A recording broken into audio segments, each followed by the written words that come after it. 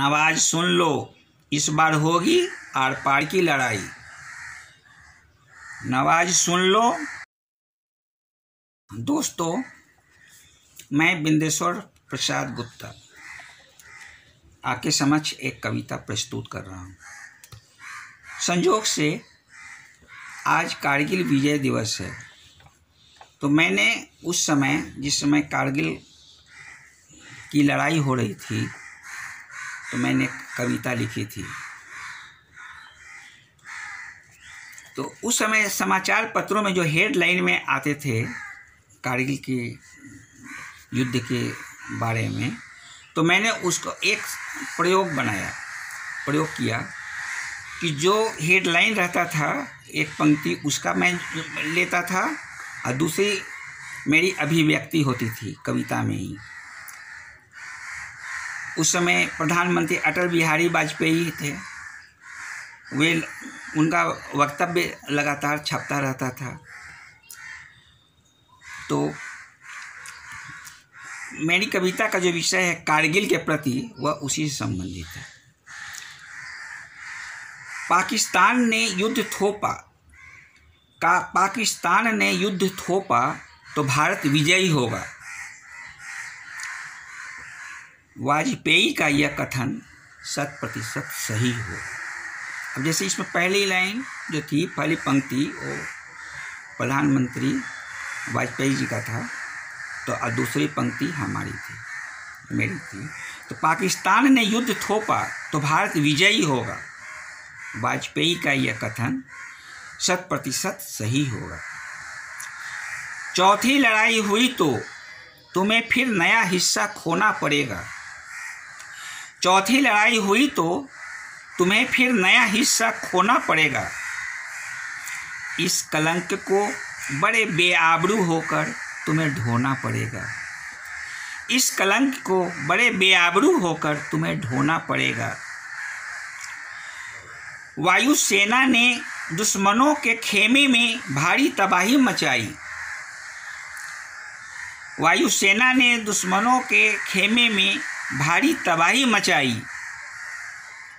नवाज सुन लो, इस बार होगी आर पार की लड़ाई। नवाज सुन लो, इस बार होगी आर पार की लड़ाई। भारत की जनता का एक ही लक्ष्य है, पाकिस्तान पर विजय। भारत की जनता का एक ही लक्ष्य है, पाकिस्तान पर विजय। भारत माता के लाडले सपूतों कारगिल के जवानों की बोलो जय। भारत माता के लाडले सपूतों कारगिल के जवानों की बोलो जय। जो शहीद हुए अपने वतन की खातिर अपने सुख चैन लुटाकर, जो शहीद हुए अपने वतन की खातिर अपने सुख चैन लुटाकर, उनके खून व्यर्थ नहीं जाएंगे सीमा पर दुश्मनों को मिटाकर। उनके खून व्यर्थ नहीं जाएंगे सीमा पर दुश्मनों को मिटाकर। आज देश में संकट और परीक्षा की घड़ी है आई।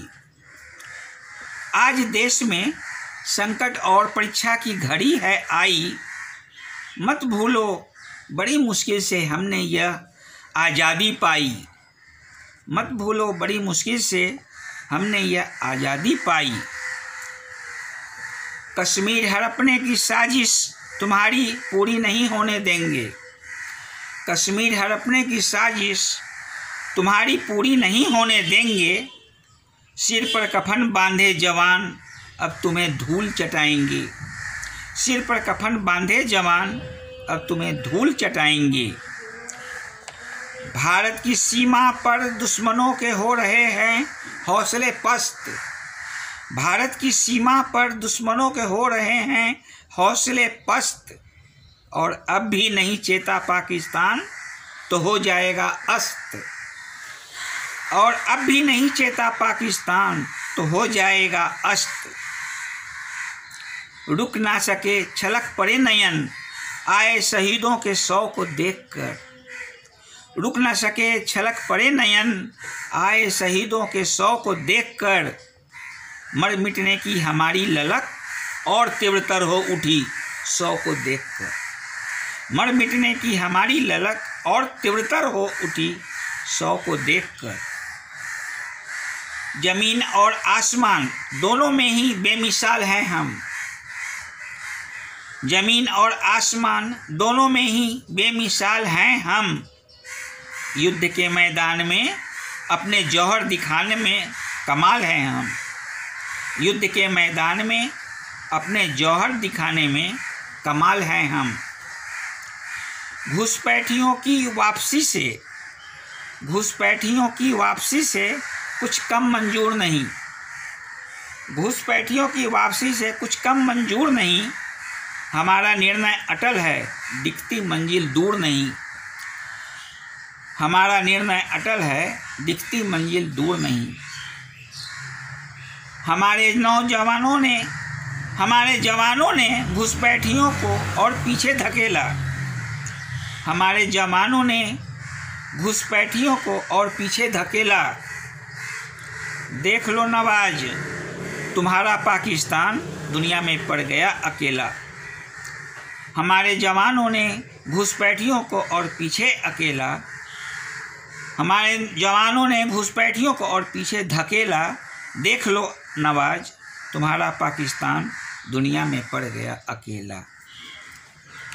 यदि आप एक रचनाकार हैं और आप अपनी प्रस्तुति साहित्य आजकल के माध्यम से देना चाहते हैं तो दोस्तों देर किस बात की, यहाँ हमारी टीम का व्हाट्सएप नंबर है, इस पर संपर्क कर आप अपनी आवाज आम आवाम तक अवश्य पहुंचाएं। नमस्कार दोस्तों, मैं हरिकृष्ण प्रकाश और आप देख रहे हैं साहित्य आजकल। अगर आप अभी तक इस चैनल पर नए हैं, सब्सक्राइब नहीं किए हैं तो जल्दी से लाइक कर लीजिए वीडियो को और चैनल को सब्सक्राइब करने के साथ साथ बेल आइकन को प्रेस कर सेटिंग ऑल कर लीजिए ताकि आप तक साहित्यिक गतिविधियों की जानकारी लगातार पहुंचते